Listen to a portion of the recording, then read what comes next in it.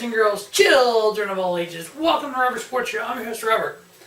2018 WWE SummerSlam Night of Champions preview. Call it Night of Champions because every title is on the line. That's only happened at Night of Champions. But hey, we have every title on the line. We have 3 huge pre-show matches, 13 matches in total. Not necessarily doing these in any particular order. I'm just going to run down the card. I will note the 3 pre-show matches. We do have a new announcer. On color, we have Renee Young, which she's actually pretty good. She blended well with Corey Graves and Michael Cole on Monday Night Raw. I've yet to watch SmackDown, so I don't know. I can't imagine anything big happened. I know the card hasn't changed. So, but definitely Renee Young debuting on the announce table of Monday Night Raw, getting ready for the WWE Women's Evolution pay-per-view. I'm thinking she'll be on there with Beth Phoenix. So she sounded good. She knew what she was talking about, so all is good there. Pre-show match, we have Rusev and Lana teaming up versus Andrade Cien and Zelina Vega. There's no reason for Amos not to win this. There's no reason for Andrade Cien not to get pushed to the fucking moon. I've said it once, I've said it 1,000 times. He is this generation's version of Latino Heat Eddie Guerrero. They need to treat him as such, which basically means put a fucking world title on him, have him feuding with Joe, have him feud with AJ, have him in the title hunt for either the U.S. title and or world title. Done. I mean, he is that freaking talented. Don't waste him on pre-show matches. Fuck! 5-star match at TakeOver Philadelphia. Anyway, so yeah, I got Andrade Cien and his business associate, Zelina Vega, Austin Aries' fiance, winning that match. First match on the card, or next match, we have Finn Balor versus Baron Corbin. In this already, this is a stupid feud! Constable Corbin is so fucking dumb. Yeah, so Corbin got a one-on-one victory on Raw. Finn Balor won Extreme Rules. I have Balor winning this. Baron Corbin, it's not like Corbin's putting over Finn Balor. If anything, Finn Balor's putting over Baron Corbin. Just, yeah, in the feud, please. Going nowhere. I got Balor winning. Next, this feud has been 8 years in the making. Daniel Bryan versus The Miz. Let's go back to 2010. Actually, that was 2009-ish, 10-ish, whatever that was, for the first season of NXT. It's like Tough Enough NXT back then. The Miz was Daniel Bryan's mentor, or whatever you want to call it. They're both 37. Daniel Bryan broke into the wrestling business December of 99. The Miz broke in October of 03. Bryan has 4 years wrestling experience on The Miz. Yeah. Daniel Bryan's been a world champion around the world. And I get what they do. You're trying to, well, the world wrestling means nothing. WWE is the king. Everybody else is here. Which, if you look at the talent in WWE right now, you notice somewhere along the line, somebody's opinion of that went,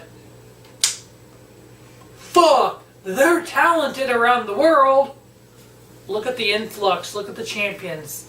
Look at everything else. So, Dan Bryan, CM Punk, they were a road paver for Kevin Owens, AJ Styles, Samoa Joe, Shinsuke Nakamura. They paved the road for these guys. So, yeah, I mean, their first match, Miz and Daniel Bryan, was September 13, 2010. They've had 4 matches between the two of them. That's it, one-on-ones. Daniel Bryan's 3-0 versus The Miz. It's just unbelievable to realize when freaking Daniel Bryan came in, it's like, that's Ring of Honor champion Bryan Danielson. People knew it then. Now you let somebody like that come in. Adam Cole, Matt Riddle. These people come in now, people already know him. Keith Lee just made his NXT debut. People already knew how good he was. See, I had Daniel Bryan winning this. The Miz, he's gotten better. He is not the same as he was 8 years ago. He's better in the ring. He's better on the mic. He's better overall. He has a reality show. He came from a reality show, so he's a reality show star who has athletic ability, who is able to master professional wrestling. I had DM Ryan winning now. Another match that was announced for the pre-show, the Raw Tag Titles. B-Team! Let's go B-Team! B-Team versus the Revival. As much as I like the Revival, I think the Revival is one of the greatest tag teams in WWE today. WWE's not pushed them. They're the only two-time NXT tag team champions ever. They're not done nothing with them. Since it's the pre-show, I'm going to say B-Team retains. They're going to keep going with this whole B-Team thing. Next, with SmackDown Tag Titles on the line, we have the Bludgeon Brothers versus the New Day. The Bludgeon Brothers have held the titles 124 days. That is the second longest reign for the SmackDown Tag Titles. They've had 4 defenses in 124 days. That's fucking Lesnar-like. New Day, 4-time tag team champions. I accept the New Day winning. Get the title off the Bludgeon Brothers. It's not doing anything for anyone.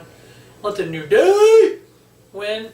Next, we have the Raw Women's title. We have champion Alexa Bliss versus Ronda Rousey in a rematch from Extreme Rules. As we all know, at Extreme Rules, Alexa got DQ'd and lost.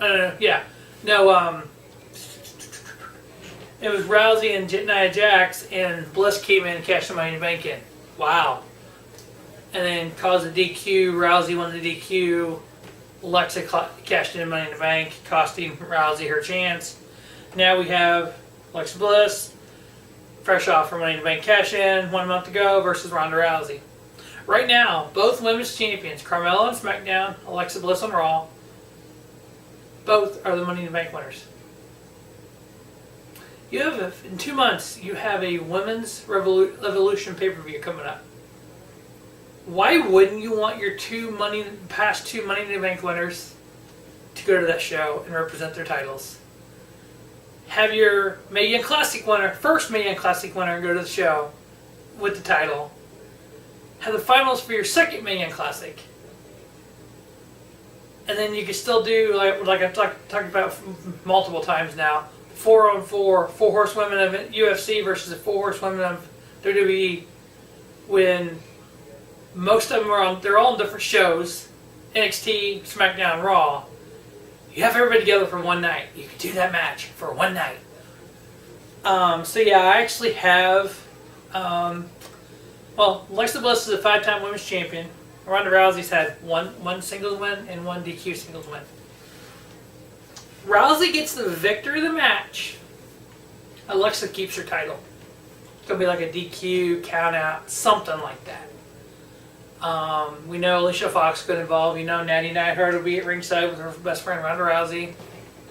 And we had the passing of Jim Billy Anvil Neidhart this week. Monday Night Raw had a pretty decent tribute to him, which was pretty neat. I've watched all SmackDown. All the old Manias and Rumbles and Survivor Series and SummerSlam, so I've got to see quite a few matches with the Hart Foundation. And Jim Anvil teaming with his brother-in-law Brett and teaming with Owen Hart. So yeah, Anvil was that beard of his and stuff. So yeah, he was actually a pretty neat wrestler. I wish the Hart Foundation would be in the Hall of Fame. He deserves to be in the Hall of Fame. But I have Rousey winning, but not winning the title, and Alexa Bliss hanging on to the title. Next, we have the triple threat for the SmackDown Women's title. We have champion Carmella versus Charlotte Flair versus Becky Lynch. Carmella is 2-0 versus Asuka. She is 2-0 versus Charlotte on pay-per-views.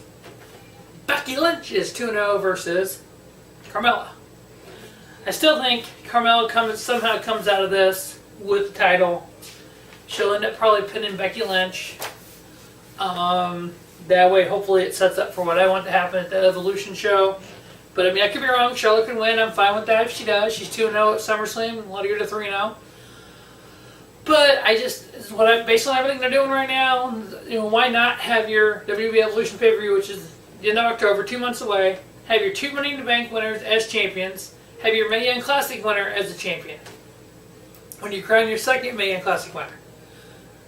And then you can still do the 4-on-4 and have that, going for you. Next, with the IC title line, we have champion Dolph Ziggler, who will have Drew McIntyre in his corner. And we will have the challenger, Seth freaking Rollins, who will have They're returning Dean Ambrose in this corner, which was amazing to see Dean come back on Raw. I was actually been saying that for a while. I'm like, oh, Dean will be in Rollins' corner.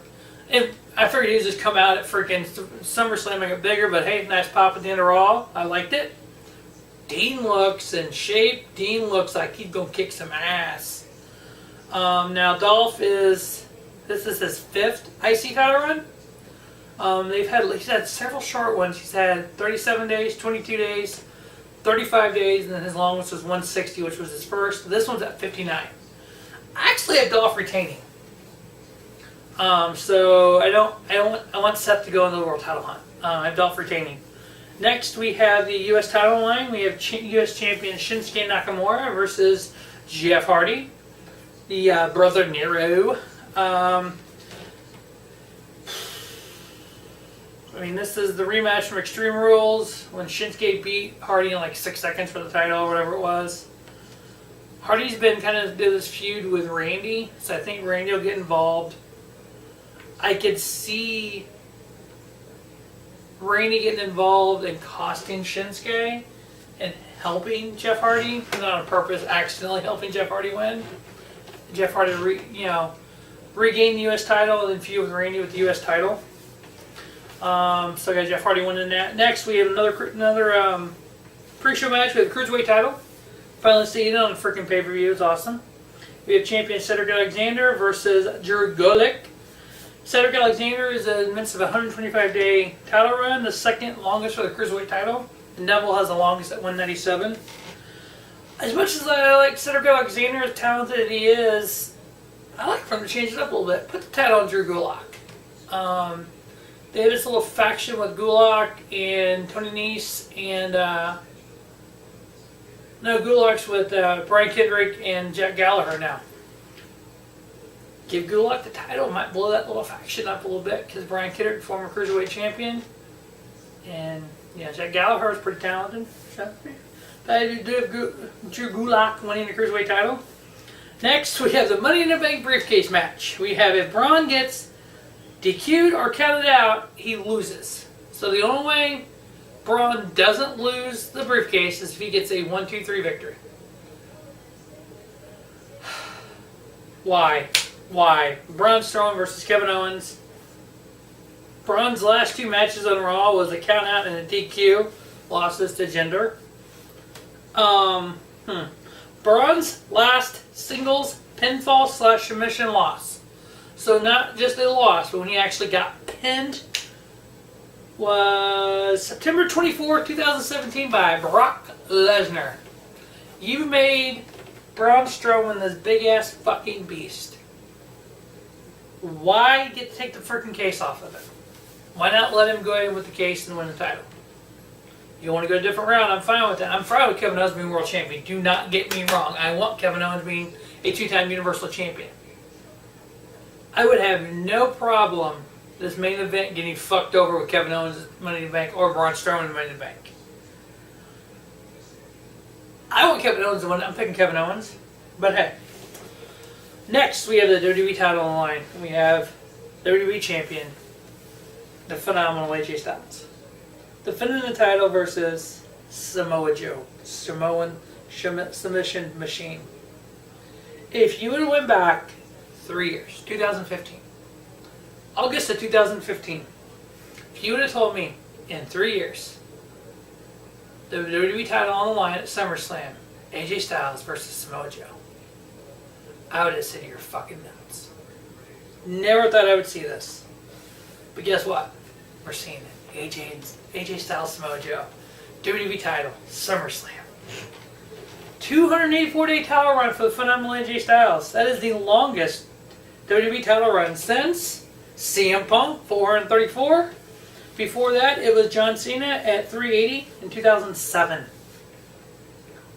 AJ made his WWE debut January 20, 2016. Joe made his WWE debut January 30, 2017. These two have had 13 previous matches. Joe is actually 9-4 in those matches. They've wrestled, this is the 5th company these guys have had a match with. Ring of Honor, PWG, Pro Wrestling Guerrilla, TNA, and IPW, which is a British. They've had multiple title matches for the ROH title, for the NWA X title, for the TNA X Division title. They've had memorable matches. Turning Point '09, TNA World title, triple threat match, AJ Styles versus Samoa Joe versus Christopher Daniels. Unbreakable '05 for the X title main event. AJ Styles, Samoa Joe, Christopher Daniels. These two guys know each other so well. This is TNA 5 years ago. This, when Hulk Hogan, that was 8 years ago, when Hulk Hogan walked in and fucked up TNA with Eric Bischoff, this is what TNA was building around. This was their marquee matchup, AJ Styles, Samoa Joe. Now WWE has it. I think it'll be good. I'm picking Samoa Joe to win. I want Joe to win. AJ Styles is on WWE 2K19. I don't know if they'll take the title off of him because he is on the video game yet. But I'm fine with him winning. Don't get me wrong. I want AJ to retain. But I'm good with Joe winning too. And the main event. The biggest piece of trash in the history of professional wrestling. And if you disagree with me that Roman Reigns is a piece of trash, I'm sorry to say that. No, actually, Reigns is trash. Crowd doesn't like him. I don't like him. Brock fucking Lesnar's a bigger piece of trash. Universal Champion, Brock Lesnar. 12 matches in 499 days. 114 days since his last match. Isn't there a 90-day no compete? Isn't there a 30-day, if you don't defend your title in 30 days, you get stripped? I recall, oh God, who was the last one? Naomi. Yeah, the women's title. She had got hurt and was out of action, and she had to forfeit the title because of injury and because of the 30-day clause. And she came back 42 days later and had to re-win the title. Okay. Shawn Michaels, he got suspended for 30 days and had the IC title revoked. Multiple people that have had injuries and whatnot and get the titles revoked because they weren't competing. Seth Rollins blew a knee out. He was out, God, 3-4 months, maybe a little longer, 6 months. But he had to get the title up, but yeah, whatever. So I guess Lesnar's fucking special or something. Greatest Royal Rumble cage match rules, pin, submission, first man whose feet hit the floor. The first man's feet that hit the floor. Roman Reigns hit the floor first, but Lesnar's back hit the cage. The cage was on the floor. Brock Lesnar wins. WrestleMania 34. That was garbage. I left early. I was actually at WrestleMania 34. We left early because that match was so garbage. This is the 10th time that there's been a rematch between Mania and SummerSlam. Only 3 of the previous 9 have won both matches. Lesnar's had 18 straight match wins. His last loss was to Goldberg, Survivor Series 16. Before that, the last time Lesnar's had 2 losses in 3 years.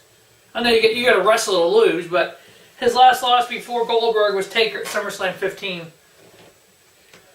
Currently at 499 days for Lesnar, he's at the 6th longest WWE title reign in history.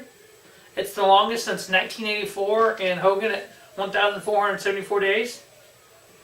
In 8 matches that he's had the title, he's been in 8 matches since he won the title, for a total of 92 minutes and 48 seconds. That includes a 4-way that was 21 minutes long where he laid in the back for half of it. 92 minutes in 8 matches. That takes me back a little bit in professional wrestling to February 1st, 2002. IWA Mid-South. The straight edge CM Punk versus the young knockout kid, Chris Hero. A 92-minute 2 out of 3 falls match. Punk and Hero go out there for 92 minutes in 1 match.